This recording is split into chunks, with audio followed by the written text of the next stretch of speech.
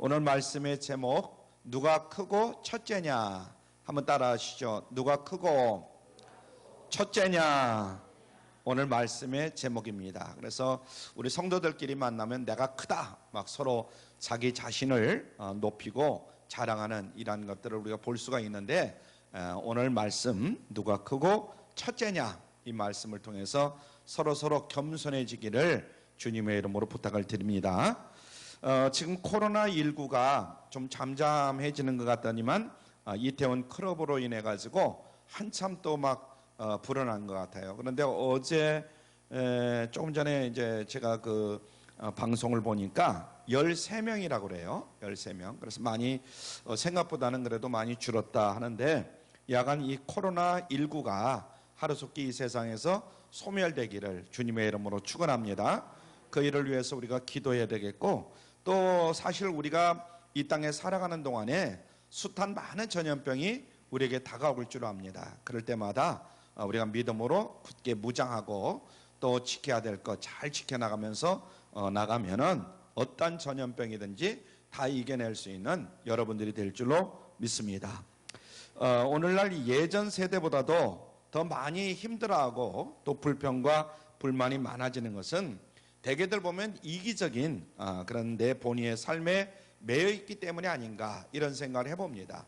그래서 각자 가만히 보면 자기 본의의 삶을 살아가려고 굉장히 노력합니다. 부모는 부모들끼리, 가정에서도 보면 부모는 부모끼리, 자녀는 자녀들 나름대로 각자 자기 본의로 살아가려고 하는 그런 경향이 굉장히 많은 것 같아요.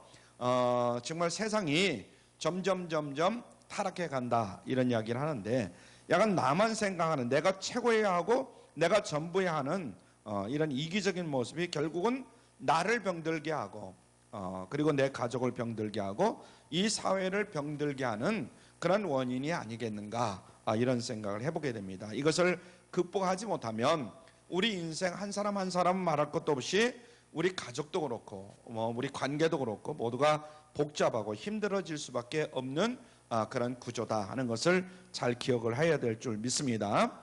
오늘 본문에 보면 예수님께서 가버나움 집에 계셨을 때에 제자들에게 물으십니다. 너희가 노중에서 서로 토론한 것이 무엇이냐? 예수님이 모르시고 제자들에게 물어보는 것이 아니라 다 알면서도 그들에게 질문을 하는 거지요. 그래서 제자들이 아무 말도 하지 못하고 잠잠해지는 것을 알 수가 있습니다. 왜 그러냐면 서로 누가 크냐 이렇게 쟁론하고 서로들 자기가 크다고 다투었기 때문에 지금 그들은 주님이 물어보시는 것에 마음에 끌리는 거죠. 그래서 예수님의 말씀에 지금 부끄러운 겁니다. 나서기를 좋아했던 이 베드로가 콧노래를 부르면서, 베드로, 이제 성경에 기록된 대로요, 베드로, 안드레, 또 야고보, 요한, 빌립과 바돌로메, 도마와 마태, 우리들 중에 예수님의 제자로서 그 이름이 제일 먼저 불려지는 사람이 누구냐? 바로 나 아니냐? 베드로잖아요, 그죠? 베드로, 바돌로메, 안드레, 그렇게 되잖아요. 그러니까 안드레가 가만히 듣다 보니까 베드로, 당신을 처음 예수님께로 데려온 사람이 누구냐? 베드로를 처음으로 예수님 앞으로 데리고 온 사람이 누구죠? 그 안드레라는 사람. 안드레, 바로 나다. 이 나라는 사실을 잊어버리면 안 돼. 내가 예수님의 첫 제자라는 사실을 몰라서는 안 돼. 그렇게 지금 안드레가 이야기를 하는 거죠. 열심당원이었던 셀롯인 시몬이라는 사람이 있잖아요. 그 열심당원은 자기 민족을 지배하고 있었던 점령군 이 로마를 만나면은 로마인들을 죽이고자 가슴에 칼을 가지고 다니던 사람이에요. 그 당시 이스라엘의 어떤 나라였냐면, 우리나라가 일제 36년 동안 일본의 지배를 받고 있었잖아요. 그거 마찬가지로 이스라엘은 로마의 지배를 받고 있었어요. 세계사를 보면 여러분들이 그걸 알 수가 있습니다. 그래서 이 셀롯인 시몬은 어떻게 해서라도 로마인들을 죽이고 그들을 내쫓고 그래서 독립을 하려고 하는 이런 사람이었어요. 그런 자이기 때문에 자기 가슴속에 숨겨뒀던 이 번뜩 있던 이 칼날을 끄집어내면서 나한테 함부로 했다가는 그 누구도 모르게, 그냥 쥐도 새도 모르게 가는 수가 있어. 이렇게 암시를 주었을 수도 있다, 이런 이야기죠. 또한 야고보와 요한 형제들도 말할 것도 없고, 또 돈깨를 맡았던 가룟 유다는 가만히 있었겠느냐 이거예요. 그때나 지금이나 이 돈깨를 맡은 것이 가장 크잖아요. 재정은 아무나 맞는 게 아니야. 똑똑해야 돼. 예? 이렇게들 서로가 자기가 크다면서 별의별 말을 다 하지 않았겠는가, 이런 생각을 해봅니다. 우리들 같으면 그럴 리는 없겠지만은, 여러분들 같으면 그럴 리는 없잖아요. 다 겸손하고 그럴 건데, 그런데 아마 그 사람들은 안 그런 것 같아요. 요즘도 보면 내가 그래도 목사인데, 내가 뭐라고요? 목사인데 그러는 거예요.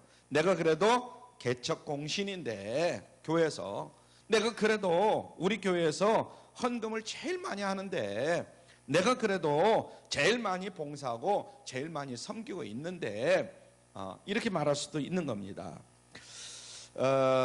뭐 그냥 예화긴 하지만은 손가락 5이 있잖아요. 여러분들 손가락 5개 다 있죠? 손가락 5개가 이제 누가 크냐 서로 다툽니다. 엄지가 엄지척 하면서 그래도 내가 최고지 하면서 엄지척을 하는 겁니다. 그러자 이 검지가, 엄지 다음에 검지잖아요. 검지가 좌우로 흔들면서 아니야 그러는 거예요. 그리고는 자기를 가리키면서 나야, 내가 최고야, 이렇게 얘기합니다. 이 가운데 손가락 중지가 아주 쌍욕을, 이 중지 쌍욕을 하면서 한마디 합니다. 다들 내 밑으로 켜. 내가 그래도 손가락 중에 제일 길지 않냐? 한번 쫙 펴봐. 어떻게 길어요? 중지가 길잖아요. 중지가. 그러니까 다 내 밑에야, 이렇게 이야기합니다. 근데 4번째 손가락 가만히 있으면 괜찮은데, 이 약지가 딱 자기 손가락을 내밀면서 봐봐, 뭐가 껴있냐? 뭐가 껴있어요? 반지가 껴있잖아요. 그러면서 다들 내 밑으로 와. 사랑하는 이에게 이 반지를 껴주고 서로 약혼도 하고 결혼도 하지 않습니까?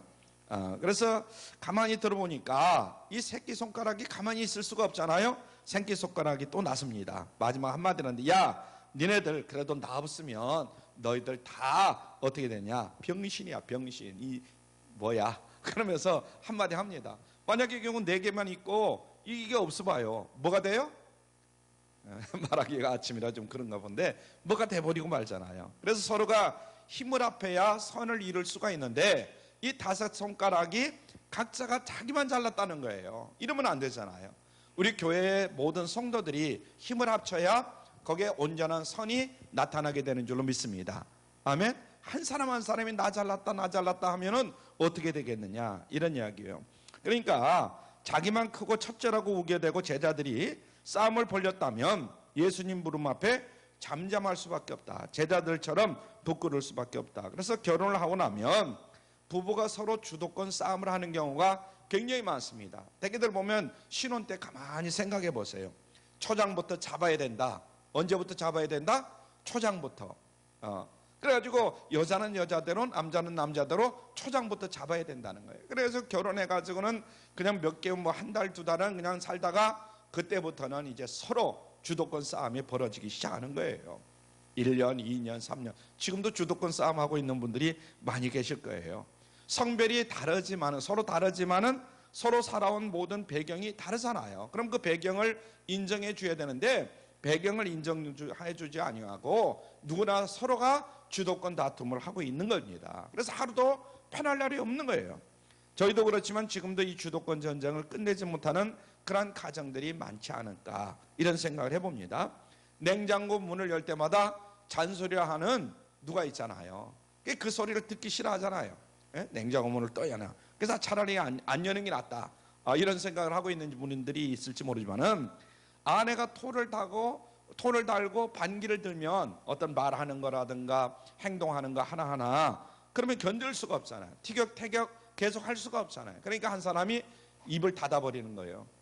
아니면 말도 안 하고 그냥 집을 나가버린다든가. 나는 이 집에 도대체 뭐야? 이 집에서 나는 도대체 뭐야?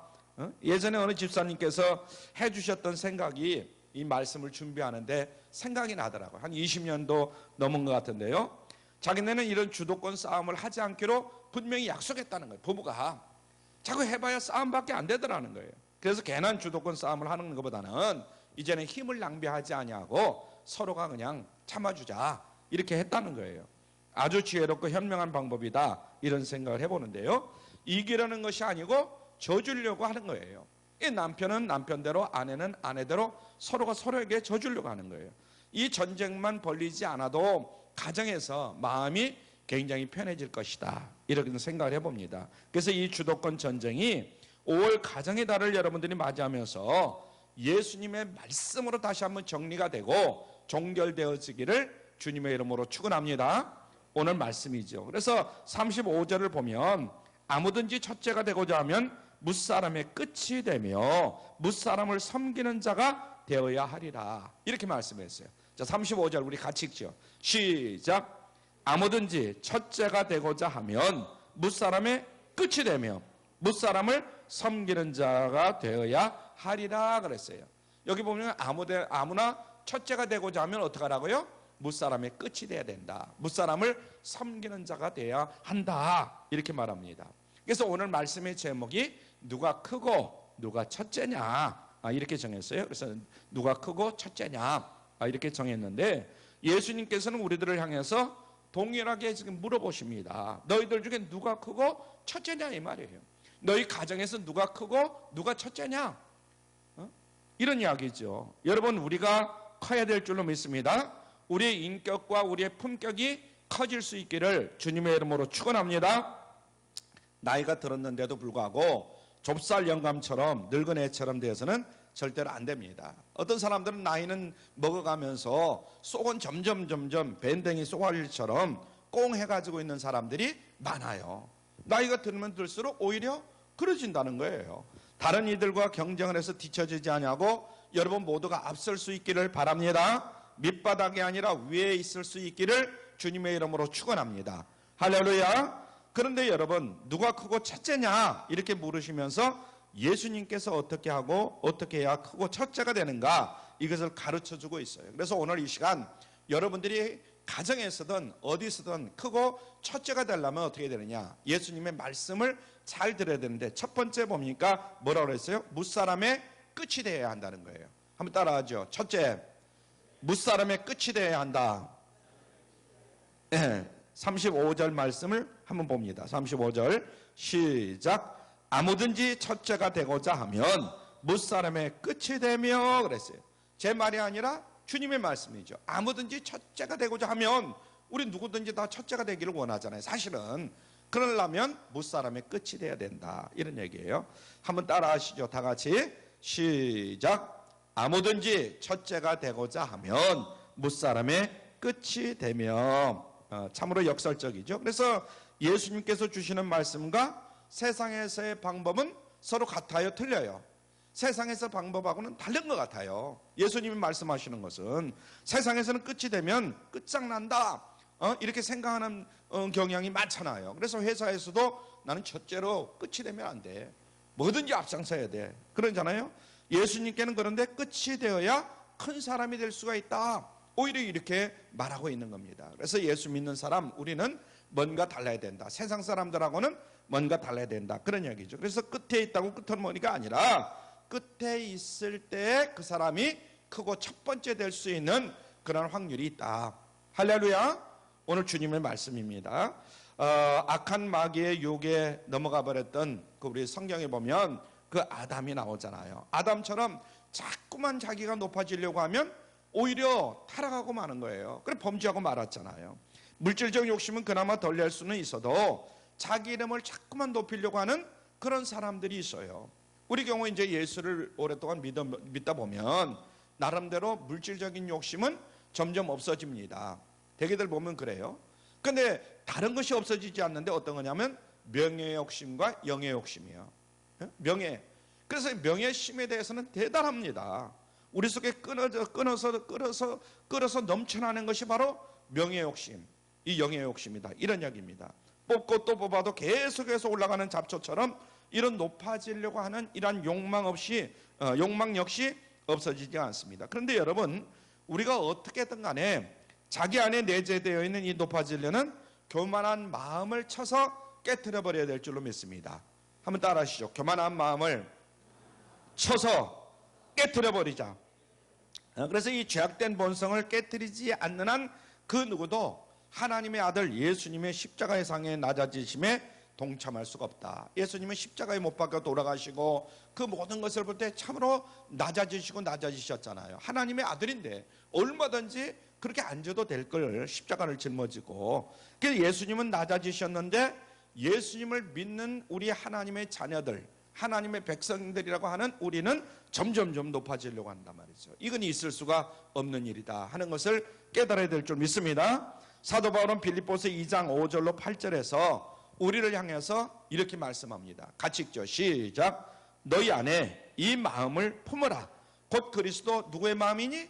예수의 마음이니.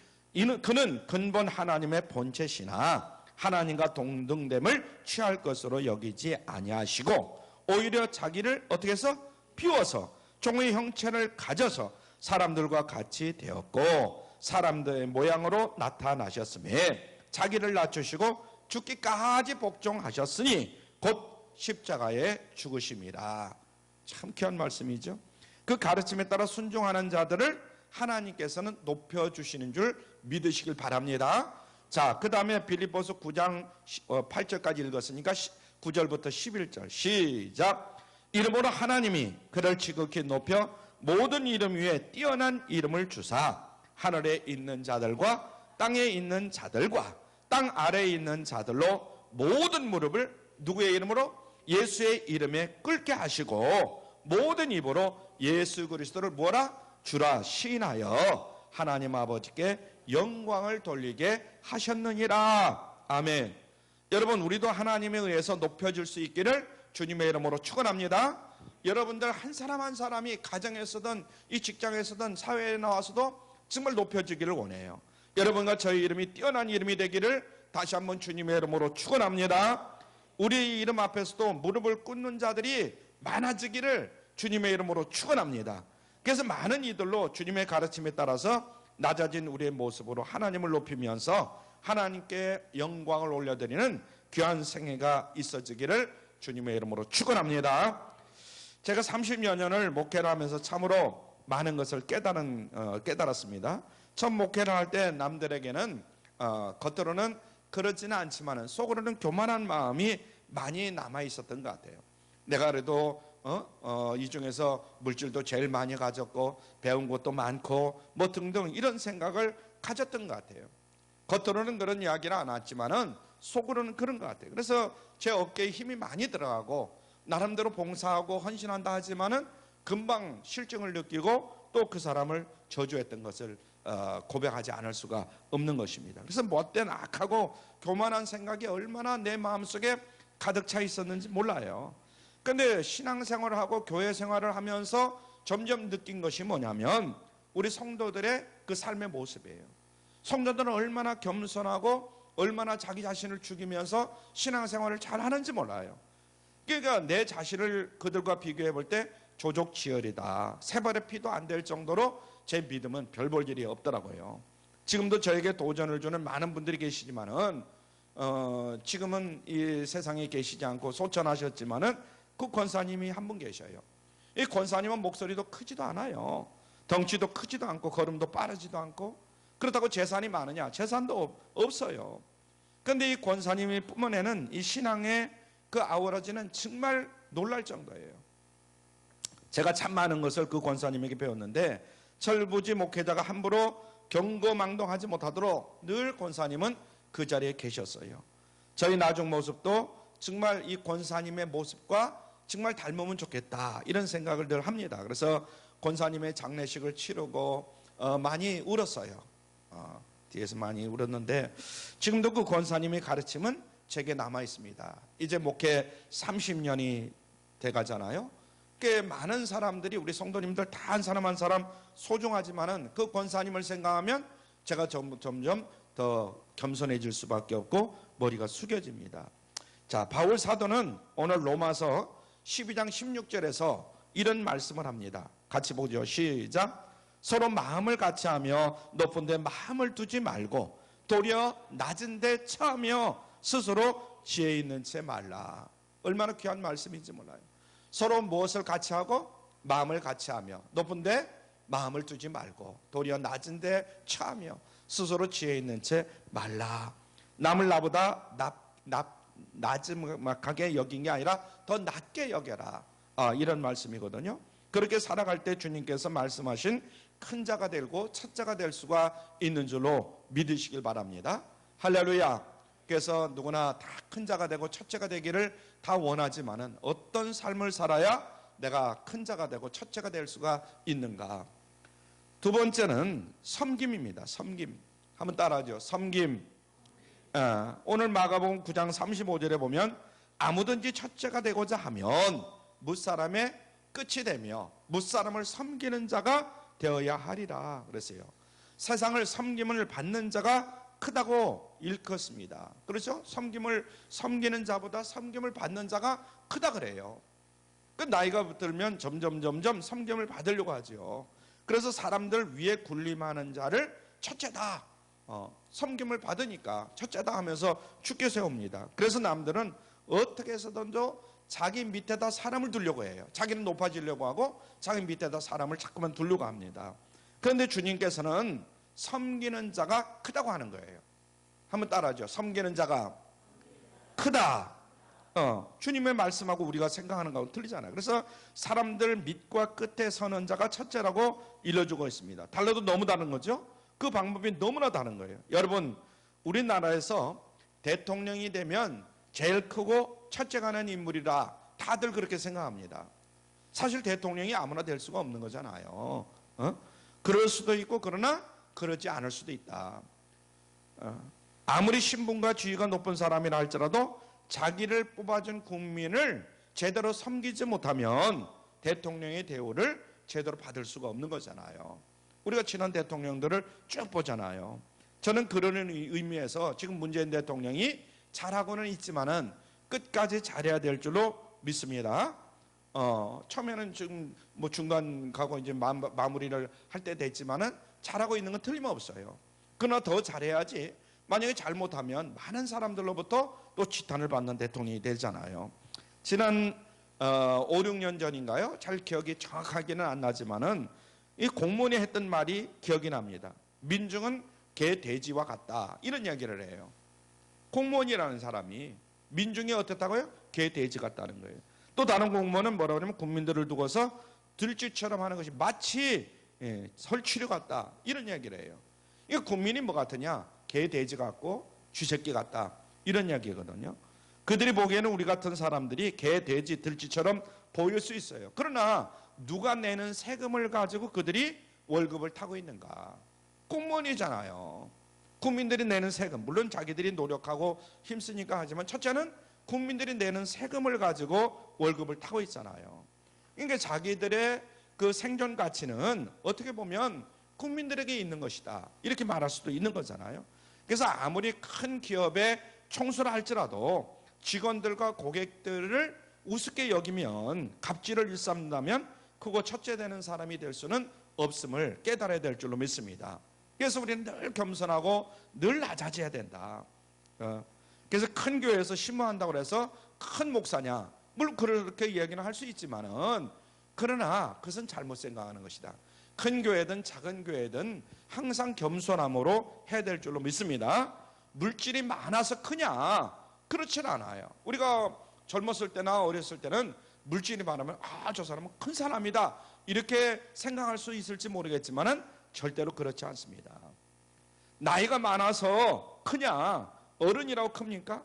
키가 크다고 큽니까? 꼭 그런 것은 아니다 이런 얘기예요. 여러분 가만히 한번 성경에 그 큰 인물로 많은 사람들에게 존경을 받는 사람들을 가만히 생각해 보세요. 다윗 같은 사람 보세요. 사울과 다윗을 비교할 때 처음에는 사울이 뭐든지 다 나왔어요. 기도 크고요, 권력도 더 많고요. 그런데 다윗은 점점 큰 자로 여김을 받는 거예요. 아멘. 우리가 그런 것을 잘 배워야 됩니다. 비록 종살이하고 옥살이를 했지만은 요셉 같은 사람을 보세요. 그 맨 처음에는 종으로 끌려갔잖아요. 그리고 뭐 쭉 보면 옥살이도 하고. 근데 나중에는 어떻게 됐습니까? 요셉이 다른 일을 다 섬겼지만 나중에는 다른 사람들이 요셉을 섬기는 자가 되었던 것을 우리가 알 수가 있습니다. 오늘 우리가 처한 자리가 어떤 자리인가는 알 수가 없지만은 다 겸손할 수 있기를 바랍니다. 아멘. 겸손하면 다른 사람이 내가 첫째가 될 수가 있다. 나를 섬기는 사람이 될 수가 있는 겁니다. 예수님께서는 길에서 누가 크냐 서로 쟁론하는 이 제자들을 발견한 거예요. 그런데 예수님께서 어린아이 하나를 세우시고는 안아주면서 그 어린아이에게 말을 합니다. 37절 말씀 한번 다시 한번 보죠. 시작.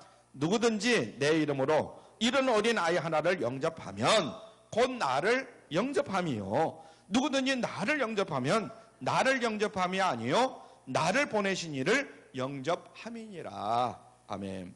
정말 파격적인 말씀을 주님이 지금 하시고 계시는 겁니다. 우리는 신앙인으로서 예수님을 영접하고자 하는 영적인 큰 소원이 있어요. 하나님을 영접하고 싶어하는 마음이 다 있는 거잖아요. 늘 예수님과 함께하고 싶고 하나님과 함께하고 싶은 마음이 다 우리 마음 아니겠어요? 근데 주님께서는 주님과 하나님을 영접하는 방법이 바로 주님의 이름으로 어린아이 하나를 영접하는 것이다, 이렇게 말씀하고 있습니다. 그렇죠? 어린아이 하나를 영접하는 것이 곧 누구를 영접하는 것이다? 나를 영접하는 것이다. 바로 예수 그리스도를 하나님을 영접하는 것과 같다, 이런 얘기예요. 보통의 많은 신앙인들은 신비한 어떤 영적인 체험을 해서 주님을 만나고 하나님을 영접하는 그런 시도를 많이 하고 있어요. 여러분들이 기도원을 가거나 뭐 산에 가거나 이렇게 보면 그런 사람들이 굉장히 많아요. 물론 그것도 대단한 일이지만은 오늘 말씀을 통해서 주시는 주님의 말씀은 어떤 말씀이냐? 일상적인 삶 속에서 누구나 할 수 있는 방법으로서 너무나 구체적이고 실체적인 말씀을 우리에게 해주고 계시는 것이다. 예? 그 말씀이 뭡니까? 어떻게 해야 할지 모르는 방법이 전혀 아닌 거예요. 저는 지난 5월 5일이 어린이 주일이었잖아요. 어린이날이었고 어린이날이었죠. 어린이날이었는데 어린아이는 너무나 작습니다. 작아서 뭐 좀 발언권도 없고 나름대로 그런 것 같아요. 그러나 집에서 또 어린아이들이 어른들로부터 대접을 많이 받죠. 힘이 없어요. 힘을 밀쳐버리면 저기 가서 쓰러지지만은 그러나 또 아이들이 전혀 힘이 없는 것은 아닙니다. 이런 주님께서는 우리에게 뭐라고 말씀하냐면 이 어린아이를 잘 섬길 때에 우리 어른이 어른으로서의 대접을 받는 거예요. 주님께서 우리에게 보여주신 이 아름다운 모습이 바로 그런 모습입니다. 예수님께서는 그처럼 연약하고 작은 자를 세워주시고는 안아주십니다. 그들을 한 인격체로 인정해 주시는 우리 주님을 우리가 발견할 수가 있어요. 할렐루야. 우리도 주님을 잘 닮아야 될 줄 믿습니다. 마태복음 25장 40절에서도 주님은 같은 말씀을 하고 있어요. 시작. 임금이 대답하여 가라사대 내가 진실로 너희에게 이르노니 너희가 여기 내 형제 중에 지극히 작은 자 하나에게 한 것이 곧 내게 한 것이니라. 작은 자 곧 작은 자 하나에게 한 것이 누구에게 한 것이다? 주님께 하신 것이나 똑같다는 거예요. 그러니까 줄인 자들, 목마른 자들, 헐벗은 자들, 병든 자들, 옥에 갇힌 자들, 그들을 잘 어떻게 대접하느냐, 그것이 바로 주님께 하신 것과 같은 거라는 거예요. 아멘. 앞으로 우리가 어떤 삶을 살아갈 것이냐, 앞으로 여러분들의 인생이 20년, 30년, 40년, 50년 몇 년을 살지는 모르겠어요. 그러나 살지만은 살아갈 때 어떻게 살아야 되겠는가, 주님으로부터 우리가 배우는 겁니다. 그래서 우리가 살아가고 있는 이 세상에서도 이 어린아이와 같은 작은 자들이 많이 있다 하는 것을 깨달아야 될 줄로 믿습니다. 힘없는 자들이 있다는 거예요. 객체가 되어서는 볼품없는 이들이 있다는 거예요. 그래서 주변에서 밀려난 사람들, 다른 사람들로부터 점점 밀려난 사람들이 우리 주변에 많이 있어요. 이런 자들을 주님께서는 온전히 세워주시고 안아주시는 것을 우리가 볼 수가 있습니다. 예수님처럼 우리들도 그렇게 살아갈 때에 친히 본을 보여주시면서 지금 그런 말씀을 하고 계신다 하는 것을 마음속에 깊이 새길 수 있기를 바랍니다. 그래서 여러분들도 정말 이 땅에 살아가는 동안에 나보다 물론 뭐 여러 가지로 사회적으로 뭐 여러 가지 계급적으로 따지면 못한 사람들이 있을 수 있어요. 가진 것도 나보다 못한 사람이 있을 수 있어요. 그럼 오늘 말씀을 잘 기억하시길 바랍니다. 누가 크고 첫째냐? 주님께서 그렇게 말씀하시면서 무사람이 끝이 돼야 하고 섬기는 자가 돼야 된다. 그게 바로 큰 사람이 되는 것이다, 이런 얘기죠. 태산은 한 줌의 흙을 마다하지 않기에 그 높이를 이룰 수가 있었고, 바다는 작은 실개천의 물도 가리지 않고 받아들여서 그 깊이를 알 수가 없다, 이런 말이 있어요. 그러니까 태산이 그렇게 높아질 수 있는 것은 한 줌의 흙이라도 그것을 받아들인다는 거예요. 바다가 그렇게 깊은 바다가 될 수 있다는 것은 작은 실개천의 물도 가리지 않고 받아들여서 그 깊이를 알 수가 없다는 거예요. 점점 높아지는 거죠. 작고 힘없는 어린아이 하나까지도 잘 돌봐줄 수 있기를 바랍니다. 쫓겨나는 밀려난 그런 사람들까지도 잘 챙겨주고 섬겨주는 여러분들 되시기를 주님의 이름으로 부탁을 드립니다. 여러분과 제가 그런 자가 될 때에 큰 자가 될 수가 있고 우리 교회도 그런 큰 교회가 될 수 있을 줄 믿습니다. 기도합니다.